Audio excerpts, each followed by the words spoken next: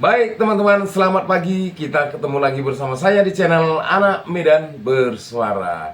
Sebelum saya lanjut atau sebelum kita mulai ya, lebih dahulu saya selalu mengucapkan terima kasih banyak buat teman-teman yang tak lupa dengan komentar, like, bahkan subscribe, serta hal-hal yang lain yang bisa menunjang. Artinya channel ini semakin berkembang dan semakin banyak yang tahu. Apalagi terkhusus buat sahabat-sahabat kita yang sampai ini, detik ini bertahan bahwasanya ijazah tersebut asli. Teman-teman, pagi ini saya akan merilis satu konten di mana ada beberapa hari yang lalu seratusan jenderal sudah berkumpul. Yang hebohnya lagi, 3 matra loh, Angkatan Darat, Angkatan Udara, Angkatan Laut sudah mempunyai satu komitmen. Nanti kita akan tampilkan teman-teman. Kita intro dulu sebentar.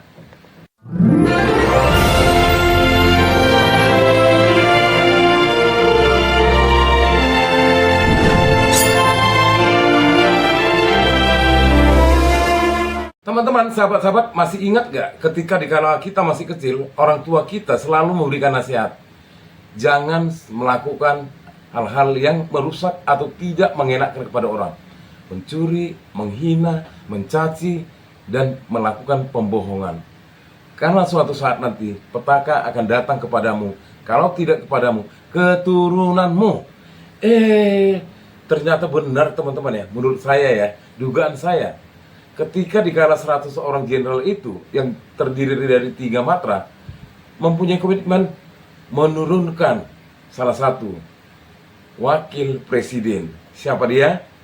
Tentu Gibran. Kita dengar video selanjutnya. Menghentikan PSN PIK 2, PSN Rempang, dan kasus-kasus serupa dikarenakan sangat merugikan dan menindas masyarakat serta berdampak pada kerusakan lingkungan.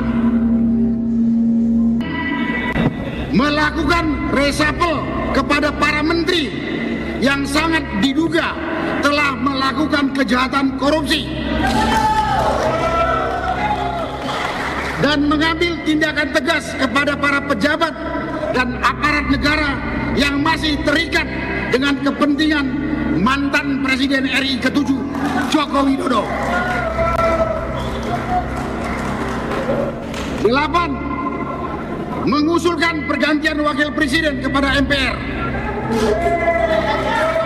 Karena keputusan MK terhadap pasal 169 huruf Q Undang-Undang tentang Pemilu telah melanggar hukum acara MK dan Undang-Undang Kekuasaan Kehakiman.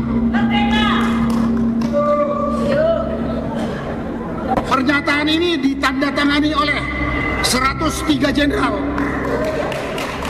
73 laksamana, 65 marskal, dan 91 kolonel TNI.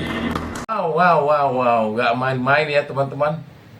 Ini para jenderal sudah berkumpul dari 3 matra, Angkatan Darat, Angkatan Udara, Angkatan Laut. Bahkan mereka sudah memutuskan membuat satu rumusan. Salah satunya mengganti wakil presiden dan reshuffle kabinet merah putih.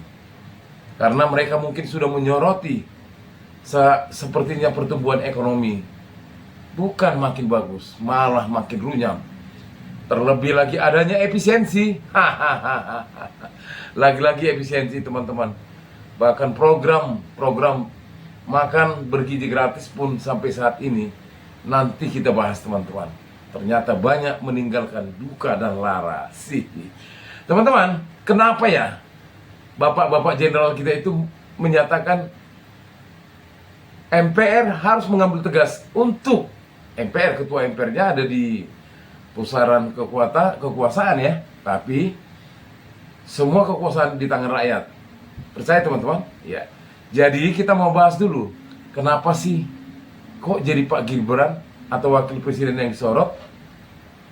Akibat apa yang dilakukan oleh mantan presiden ke-7. Inilah dia efeknya. Semua semakin terbongkar. Tapi kita dengar dulu video selanjutnya teman-teman. Assalamualaikum Assalamualaikum warahmatullahi wabarakatuh. Apa yang sebenarnya sedang terjadi di balik layar pemerintahan? Apa yang membuat para jenderal purnawirawan yang sudah lama meninggalkan dunia militer tiba-tiba bersatu dan mengeluarkan tuntutan yang mengguncang politik Indonesia? Ini bukan sekadar pernyataan biasa. Ini adalah deklarasi yang bisa mengubah arah bangsa. Dengan tanda tangan 103 jenderal, 73 laksamana, dan 65 marsekal, mereka mengajukan 8 tuntutan besar yang jika diterima atau diabaikan bisa mengubah segalanya. Dan satu nama yang tak bisa dihindari, Gibran. Bagaimana bisa sebuah pernyataan yang datang dari purnawirawan, orang-orang yang sudah berada di luar kekuasaan, bisa begitu berbahaya bagi kestabilan politik Indonesia? Apakah ini suara rakyat atau hanya sebuah manuver politik? Di video ini, kita akan mengungkapkan dampak dari tuntutan-tuntutan itu dan apakah Prabowo siap menghadapi badai politik yang datang. Akankah kita melihat perubahan besar atau justru sebuah krisis politik yang akan mengguncang negeri ini? Tonton sampai habis untuk mengetahui jawabannya. Jadi begini, ratusan jenderal, laksamana, dan marsekal yang dulu pernah menjadi penentu arah militer Indonesia, kini secara mengejutkan turun gunung. Bukan untuk berperang di medan tempur, tapi untuk menyampaikan 8 tuntutan politik yang mengguncang lanskap kekuasaan nasional. Mereka bukan sekadar pensiunan biasa. Mereka adalah orang-orang yang dulu memegang senjata, memimpin pasukan, menyusun strategi keamanan negara, dan bersumpah setia kepada Merah Putih. Kini mereka berkumpul dalam satu barisan. Forum Purnawirawan Prajurit TNI menyuarakan kegelisahan yang tak lagi bisa ditahan. Dokumen pernyataan sikap mereka tidak main-main. Ditandatangani oleh 103 jenderal, 73 laksamana, 65 marsekal, dan 91 kolonel. Di antara mereka ada nama-nama besar, seperti Jenderal TNI Purnawirawan Tri Sutrisno, mantan Wakil Presiden RI, dan mantan Panglima ABRI. Ada Jenderal Fachrul Razi, mantan Menhan dan Menteri Agama. Juga Laksamana Slamet Sobijanto dan Marsekal Hanafi Asnan. Semua menyatakan hal yang sama, mendukung penuh Presiden terpilih Prabowo Subianto untuk menyelamatkan NKRI sambil menolak dengan tegas arah politik warisan Presiden sebelumnya, Joko Widodo. Ini bukan sekadar pernyataan, ini peringatan. Mereka menyebut kembali ke UUD 1945 asli, menolak proyek IKN, reshuffle Menteri Pro Jokowi, bahkan menyerukan penggantian Wakil Presiden Gibran Rakabuming Raka. Langkah politik ini seperti ledakan dari ruang senyap. Mereka yang dulu diam, kini memilih bicara dengan suara yang keras. Dan pertanyaannya sekarang, kenapa baru sekarang? Kenapa tidak saat Pilpres masih berlangsung? Apakah mereka menunggu Prabowo benar-benar menang agar bisa menyampaikan desakan secara lebih leluasa? Atau justru ini adalah bentuk keresahan mendalam bahwa arah bangsa ini sedang dikendalikan oleh kekuatan yang salah? Apakah ini sinyal bahwa para jenderal yang dulu berdiam, kini tak tahan lagi melihat demokrasi dibajak, konstitusi dijungkir-balikan, dan institusi dilemahkan? Satu hal yang jelas, ini bukan sekadar pernyataan nostalgia dari para pensiunan. Ini adalah sinyal kuat bahwa ada krisis di dalam tubuh bangsa, dan mereka merasa harus bertindak sebelum semuanya terlambat. Dan kini 8 tuntutan tajam pun dilayangkan, bukan oleh oposisi, bukan oleh aktivis jalanan, tapi oleh para purnawirawan jenderal yang dulunya bersumpah setia pada Merah Putih. Nah, bagaimana pendapat teman-teman setelah melihat tampilan video tadi? Luar biasa kan? Yang pada saatnya kebenaran itu memang harus ditampilkan dengan beberapa kekuatan yang memang selama ini terdiam, membisu, menunggu waktu yang cocok untuk diikrarkan. Ya main-main teman-teman, 100 lebih jenderal sudah memberikan komitmen 8 poin. Ya, 8 poin yang memang harus digelontorkan untuk menyelamatkan NKRI. Itu makanya teman-teman, saya sudah ingatkan ya, buat kalian yang masih belum juga percaya, yang masih terbuai oleh karena tidur, yang makan dan kenyang oleh karena bansos-bansos, baik kaos-kaos yang dilempar maupun amplop yang dibagi-bagikan. Bahkan katanya ada tamasya ke rumah Pak Jokowi. Silakan aja. Tapi suatu saat semua apa yang tersimpan rapi, bahkan tertutup oleh peti kemas, akan bisa dibongkar oleh kekuatan masyarakat. Karena kami ingin agar bangsa ini benar-benar pro rakyat, bukan pro buat mereka yang berada di koalisi. Tapi teman-teman, ada apa ya? Masyarakat sudah mulai bangkit dan berbicara. Kita lihat kekuatan netizen sudah berbicara, walaupun sedikit agak parodi atau jenaka. Sebentar teman-teman. Pak Jokowi ini loh, anak bapak itu punya kemampuan apa gitu loh, bisa jadi wakil presiden, punya kapasitas apa, rekam jejaknya apa, pendidikannya apa. Banyak anak bangsa yang pintar tapi mereka jadi tukang ojek, jadi gojek di mana-mana. Setahu saya dari kecil itu kan untuk menjadi pejabat kita harus melalui pendidikan ini dan harus cakap untuk berbahasa paling enggak dua bahasa asing. Ini anak bapak bisa apa coba? Ini banyak anak-anak yang jadi tukang ojek, gojek itu mereka PHK dari Pertamina, dari mana-mana. Mereka pendidikan S1 Pak. Coba aja pikirkan, bapak nggak tahu malu jadi presiden. Turun Pak, turun. Nah, bagaimana pendapat teman-teman setelah melihat tampilan video tadi? Luar biasa kan? Yang pada saatnya kebenaran itu memang harus ditampilkan. Dengan beberapa kekuatan yang memang selama ini terdiam, membisu, menunggu waktu yang cocok untuk diikrarkan. Ya main-main teman-teman, 100 lebih jenderal sudah memberikan komitmen 8 poin. Ya, 8 poin yang memang harus digelontorkan untuk menyelamatkan NKRI. Itu makanya teman-teman, saya sudah ingatkan ya, buat kalian yang masih belum juga percaya, yang masih terbuai oleh karena tidur, yang makan dan kenyang oleh karena bansos-bansos, baik kaos-kaos yang dilempar maupun amplop yang dibagi-bagikan. Bahkan katanya ada tamasya ke rumah Pak Jokowi. Silakan aja.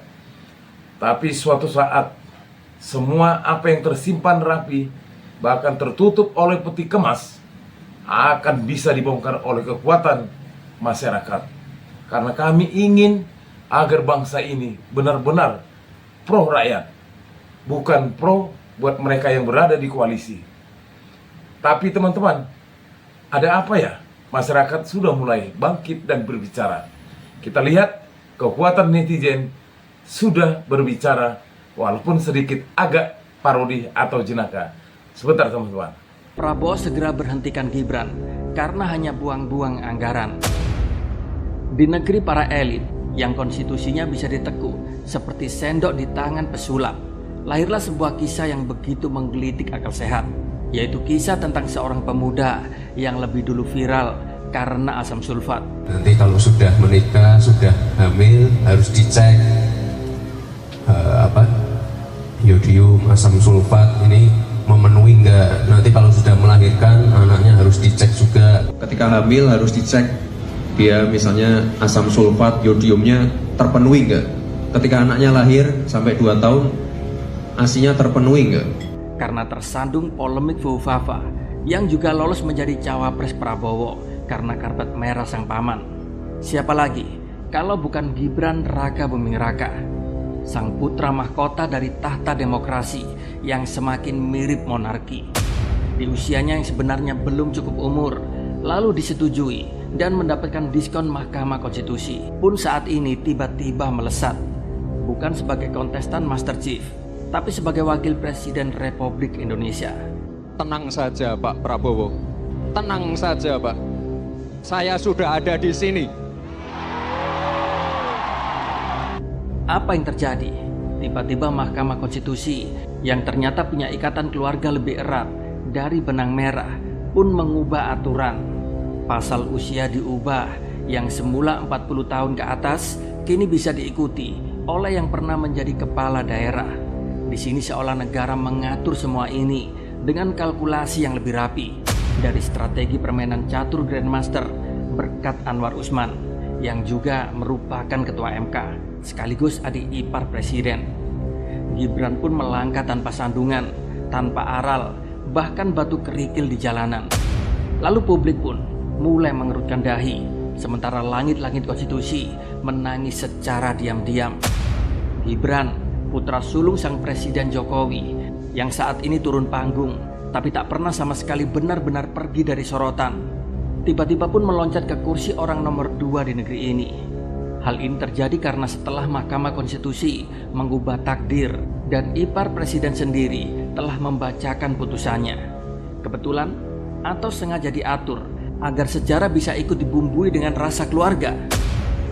Dan waktu pun berlalu, tak terasa sudah hampir 1 tahun perjalanan Gibran ini yang dikenal selalu takut menghadapi diskusi bersama mahasiswa ini telah mendampingi Prabowo, yaitu sebagai kepala negara. Namun sayangnya, di sini publik pun menilai tak ada satupun prestasi yang membanggakan yang bisa disulam oleh Gibran. Beragam kontroversi malah yang timbul ke permukaan, mulai dari diduga orang di balik akun Fufafa, asam sulfat, dan lain sebagainya. Bagaimana menurut pendapat teman-teman setelah melihat tampilan video ini, di mana sosok wakil presiden kita memang sangat luar biasa. Inilah saya bilang tadi teman-teman, akibat apa yang sudah dilakukan, ya, yang membuat rakyat itu menangis, tapi ditampilkan kebaikan-kebaikan. Di belakang kebaikan itu ada hal-hal yang ternyata tertinggal, kepedihan buat masyarakat. Termasuk apa yang disampaikan oleh para jenderal tadi untuk menghentikan PIK 1, PIK 2 dan pagar laut yang sampai saat ini belum selesai. Apalagi teman-teman, judi online juga belum selesai. Ditangkap tapi nggak ada ujungnya. Pertamina coba hanya sebagai segelintir orang pelakunya, tapi pelaku utamanya nggak pernah terdeteksi alias terurai. Apalagi yang dikatakan oleh wakil presiden kita yang sangat pintar, asam sulfat bagi ibu hamil, bahkan yodium. Padahal ini coba lihat teman-teman, asam sulfat itu adalah senyawa kimia yang sangat berbahaya bagi tubuh. Bayangkan kalau pada saat itu ibu-ibu itu langsung beli asam sulfat diminum, nah, siapa yang tanggung jawab? Video ini jadi saksi buat kita semua. Jadi sahabat-sahabatku, di akhir konten ini silakan berkesimpulan melalui komentar agar kita tidak gagal paham. Benarlah apa yang dikatakan oleh orang tua kita. Jangan sekali-sekali melakukan pembunuhan. Jangan sekali-sekali sakiti hati orang. Jangan sekali-sekali kau lakukan hal yang mengecewakan orang. Karena suatu saat engkau pasti akan tertimpa. Gak kita, anak kita. Salam perjuangan, merdeka, merdeka, merdeka. Hidup rakyat Indonesia.